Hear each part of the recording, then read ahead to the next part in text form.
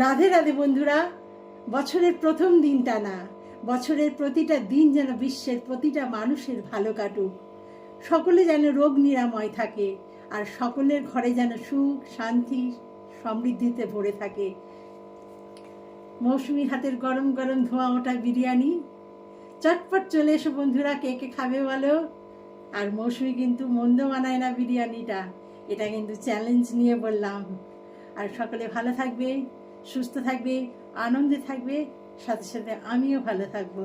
ওকে, tata. দেখি test করে।